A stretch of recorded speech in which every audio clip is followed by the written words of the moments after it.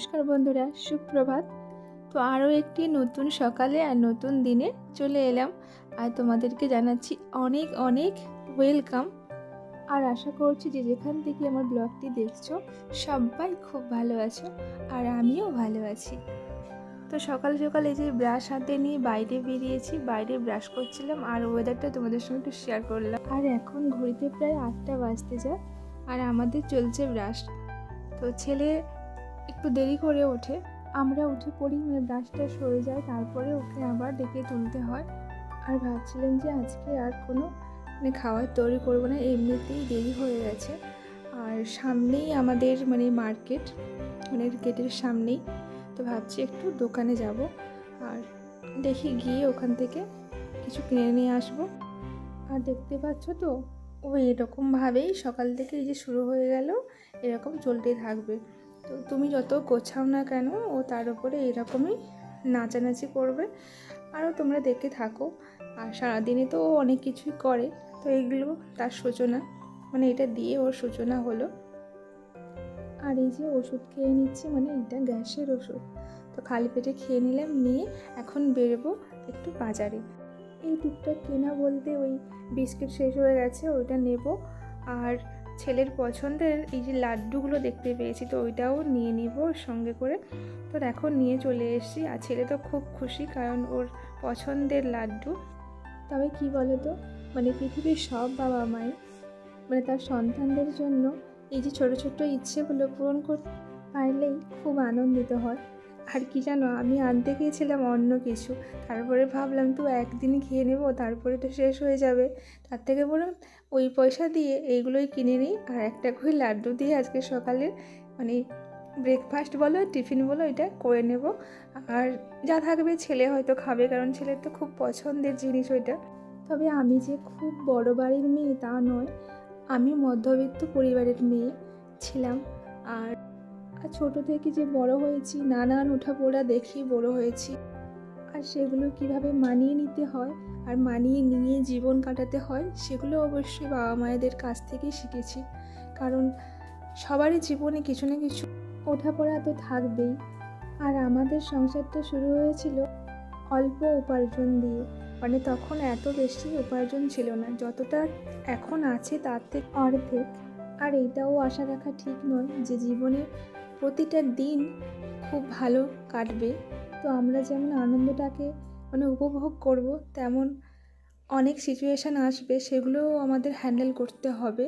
আর যে কোনো পরিস্থিতি তখনই ঠিকঠাকভাবে কাটিয়ে ওঠা যাবে যখন তোমার পাশের মানুষ, দুজনের প্রতি দুজনের যে বিশ্বাস, ভরসা, ভালোবাসা, এগুলো ঠিকঠাক থাকবে। বন্ডিংটা ঠিকঠাক থাকলে যতই কঠিন পরিস্থিতি আসুক না কেন, তার মোকাবেলা করা যায়। আর জানো তো কি হয়েছে, একটু আগে দেখলে না ওভেনটা রং করছিল। তোমার দাদাভাইকে আমি বলেছিলাম যে একটা ওভেন কিনতে হবে বলেছি, আমি বলিনি যে কিনবই। আর যেই উইশ করেছি, বউ বলে কথা, দেখো রাত্রিবেলা ও কী করেছে, ওই ওভেনটা রং করে দিয়েছে, প্রাইমার নাকি সব মেরে দিয়েছে, ওটা নাকি ও রং করে নতুন করবে। তো জানি না কিভাবে করবে, আর আমি কখনো দেখিও নি। তো ও বলছে নাকি করা যায়। তো যাই হোক, তোমরা তো আছো, তোমরা দেখতেই পাবে। আর এই ওভেনটা প্রায় 6 বছর হয়ে গেছে। তো আমরা প্রায় 2-3টে জায়গায় ভাড়া থেকেছি এর আগে। তো প্রথম যেখানে বিয়ের পরে ভাড়ায় থাকতাম, ওখানে ভাড়া নিত 500 টাকা করে, একটাই রুম। আর রান্নাঘরটা ছিল একেবারে অনেক বছর আগে, 20 বছর আগের পুরনো, একেবারে অন্ধকার। তো ওখানে থাকাকালীন না ওই ওভেনটা নষ্ট হয়ে গেছিলো। তো অনেক দিন থেকে ভাবছিলাম যে কিনবো। তো এইবারে আবার বলতে, তো হাজব্যান্ড এই যে দেখো কীরকম কালার করে দিয়েছে। তো আমি বলছি একটু ভালো লাগছে না, ওটাই জং ধরাটাই ভালো ছিল। না এটা তো সবাই প্রাইমার মেরেছে, তার উপরে নাকি আবার রং করবে। আর বুঝতেই পারছো তোমরা, 500 টাকা রুম ভাড়া দিয়ে থাকতাম, একেবারে একটা ছোট্ট রুম ছিল। আর সেখানে ছিল একটা সিঙ্গেল বেড, একজনই ঘুমোতে পারে। আর প্রথম তো আমার খুব খুব কষ্ট হতে থাকে। তবে যাই হোক, সেগুলো কিন্তু মানিয়ে নিয়েছিলাম। আর এখন যে প্রবলেমটা হচ্ছে সেটা আগেও ছিল, কারণ এটা প্রত্যেক বছর ডিসেম্বর মাস হলে হয়। কারণ ডিসেম্বর মাসে কী বলো তো, মাধ্যমিক, উচ্চ মাধ্যমিক এগুলো পড়াটা অফ হয়ে যায়, যেহেতু এক্সাম শেষ হয়ে যায়। তো তখন কিন্তু টিউশনগুলো এরকম কমে যায়। তবে এইবার একটু অন্য রকম, তোমাদেরকে বলেছি ওই যে ঘটনাটা হয়েছে, তো এই জন্য কমে যাচ্ছে। হ্যাঁ, এইচএস মাধ্যমিক হওয়ার পরেও ওরা কিন্তু আবার পড়তে আসতো, মানে এক্সাম দেওয়া হয়ে গেল আবার কিন্তু পড়া শুরু করে দিত। তখন কিন্তু অতটা সমস্যা হতো না। আর এখন যেই সমস্যাটা হচ্ছে এটা হয়তো একটু বেশি, তখনকার মতন অতটা না হলেও এখন হয়তো তার তুলনায় একটু বেশি। তবে দুজন দুজনের প্রতি বিশ্বাস আর ভরসা রেখে যে কোনো পরিস্থিতি অবশ্যই জয় করা যায়। আর এই ভরসা রেখে আমরা সামনের দিকে এগিয়ে যাচ্ছি। আর এখন ছেলেকে আমি বাইরে পড়াচ্ছিলাম, কেন কি রান্না বান্না হয়ে গেছে আর অনেকটা সময়ও পেরিয়ে গেছে। ছেলে যেহেতু সকাল থেকে পড়তে বসেনি, আমি এমনিতেই রোদ্দুরে বসি, ছেলেও বসে, তার জন্য ভাবলাম একটু রোদ্দুরে বসাও হবে আর ছেলেকে পড়িয়ে নেওয়াও হবে। আরে না না, এটা পুকুরের জল, ওটা মালিকদের পুকুরের জল পাওয়া হচ্ছে। আর তোমরা কখনো এইরকম জোড়া ধোত্রা ফুল দেখেছো? আমি দেখেছিলাম আর তোমাদের জন্য এটা ক্যাপচার করে নিয়ে এসেছি। তো তোমরা দেখেছো কি না অবশ্যই জানিও। আমি কিন্তু ফার্স্ট দেখলাম, আর ওই গাছটাও তো দেখেছি, আর গাছের মালিককে বলে দুটো গাছও নিয়ে এসেছি, ওইগুলো আজকে লাগাবো। তো দেখো এই মাটিটা আমাদের শোধন করা ছিল, মানে চুন টুন দিয়ে, ওইটা আমি রোদ্দুরে এখন রেখে দিয়েছি। আর ছেলের বাবা এখন স্কুল যাচ্ছে। আর জানো তো কালকে না এই ডালগুলো নিয়ে এসেছিলো, মানে এটা মিক্সড ডাল, মানে অনেক রকমের ডাল আছে। তবে আমি অনেক দিন থেকে ওকে বলছিলাম এগুলো নিয়ে আসতে, তবে আজকে নিয়ে আসলো, সরি কাল নিয়ে এসছে এটা, আজকে তোমাদের সঙ্গে শেয়ার করছি। আর আর আমি দেখো এখানে আবার মসুর ডালের সঙ্গে মিক্স করে দিয়েছি, কারণ মসুরটা ছিল না, এই জন্য ভাবলাম মিশিয়ে দিই। আর তোমার দাদাভাই বলছিলো এখানে নাকি সয়াবিন বীজ আছে, তো আমি জানি না কোনটা সয়াবিন, তোমাদেরকে দেখাচ্ছিলাম তবে ঠিকঠাক করে দেখাতে পারিনি, ক্যামেরাটা ধরতে পারিনি। আর দেখো এগুলো মনে হয় শিম বীজ, তবে সোয়াবিনের বীজ কোনটা আমি ঠিক জানি না। তো যাই হোক তোমরা জানলে বলো। আর এই তেলটাও কালকে নিয়ে এসলো, তেলটা ফুরিয়ে গেছে, এই জন্য তেলটাও নিয়ে এসছে। আর ছেলে দেখো এই পুতুলটাকে টিপ পরে রেখেছে। আর জানো তো আমরা যে এই বাইরে থাকি, মানে ভাড়ায় থাকি, তো আমার শ্বশুরবাড়ির সবাই মনে করে যে আমরা প্রচুর টাকা ইনকাম করি, আর মানে খুব আনন্দে। দাঁড়াও তোমাদের আরেকটা কথা বলি, আমার দাদাভাই যে স্কুলে পার্ট টাইম করে, শুনতে ভালো লাগে যে পার্ট টাইম জব, আর বেতন দেয় ১,৫০০ টাকা।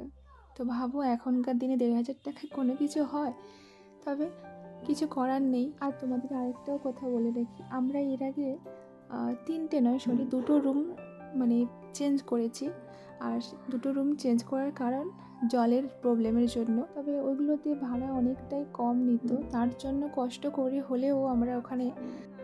আর ছেলের জন্যই ওগুলো ছাড়তে হয়েছে, কারণ বাচ্চা হওয়ার পর জলটাই বেশি প্রয়োজন হয়, কারণ বাচ্চাদের অনেক জিনিস ধোয়ার থাকে। আর আমাদের এই যে স্নান করা, জামা কাপড় ধোয়া সব কিছু এই জল বয়ে নিয়ে এসে করতে হতো। তবুও আমরা ওখানে 3 বছর তো কাটিয়েছিলাম। তবে ছেলের জন্য প্রবলেম হচ্ছিল অনেক, ছেলে তো ওখানে ছিল 1.5 বছর মতন, তারপরে আমরা ছেড়েছি, মানে ছাড়তে বাধ্য হয়েছে একটা পর্যায়ে। আর বর্তমান যে রুমে আমরা ভাড়ায় থাকি, এখানকার ভাড়া প্রায় 4 গুণ নেয়। কিন্তু এই যে আমাদের মানে ঠান্ডা লাগা বা ছেলের কথা ভেবে সব কিছু ভেবে টেবে, আর হ্যাঁ টিউশনের জন্য ও এখানেই নিয়েছে। আগে যেখানে ভাড়ায় থাকতাম ওইগুলো গ্রামের ভেতরের দিকে, আর যারা টিউশনে পড়তো তারা অনেকটা দূর থেকেই আসতো, এই জন্য আমরা একটু স্ট্যান্ডের কাছাকাছি মানে নিয়েছি। তবে এ কথা সত্যি যে অনেকটা ভাড়া দিয়ে আমাদের থাকতে হয়, আর যতটা ইনকাম হয় প্রায় হাফ টাকা ভাড়াতে চলে যায়, আর হাফ টাকায় আমাদের সংসার চলে। আর তোমাদের সঙ্গে কথা বলতে বলতে আমার ছেলেকে স্নান টান করিয়ে নিয়েছি। আর দেখো ওকে বলে দিলাম রোদ্দুরে বসতে, ও ওই যে দেখো 2টো পুতুল নিয়ে ওদিকে বসেছে। কেন বলো তো, ওখানে সামনের দিকটাতে একটা কুকুর শুয়ে আছে, তার জন্য। তো আমি আবার দেখতে এলাম যে ও কোথায় কি করছে। আর আমার ছেলে না খুব মানে পশুপ্রেমী, মানে ও যে কোনো কুকুর, বিড়াল, ছাগল, গরু যা পাবে খুব ভালোবাসে। আর দেখো এখন খেতে চলে এসেছি, আর সবজির তরকারি আর টমেটোর মানে মাখা, আর এটা কলার ঝালের মাখা। আর যেহেতু আমার একটু আয়রনের প্রবলেম আছে, ওই জন্য ভাবলাম মানে আমাকে একজন বলেছে যে তুমি কলার ছাল মানে খোসাটা ফেলবে না, ওটা তুমি সেদ্ধ করে খাবে। তো খেতে কিন্তু ভীষণ মানে ওই যে কষা লাগছিলো, তবুও খেতে হয়েছে। খেয়েছি যতটা পেরেছি। খেতে দিয়ে ভাবলাম ছেলেকে একটু ফল দেব। আর এই ফলগুলো না কালকে নিয়ে এসেছিলাম, একটু কালো আঙুর আর কমলা লেবু। আর এখন বাজে 1:15। আর দেখো বাইরে কিন্তু বেশ রোদ্দুর। তো চলো এখন একটু রেস্ট নিই মা ছেলে মিলে। তো জানালাগুলো সব বন্ধ করে দিই এরকম শোয়ার সময়, কারণ ভীষণ মশা। আমরা যেখানে থাকি বাজকুলে, এখানে ভীষণ মশা। আর আসল কথা তো তোমাদের এখনও বলাই হয়নি।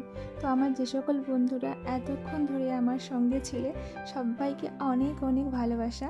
আর যারা আমার চ্যানেলে নতুন ভিডিওটি দেখছেন, তারা প্লিজ একটা লাইক করে দেবেন। আর যদি তোমরা চাও আমার ছোট্ট পরিবারের মিষ্টি সদস্য হয়ে থেকে যেতে পারেন। আর আজকের ব্লগটা কেমন লাগলো অবশ্যই জানিও।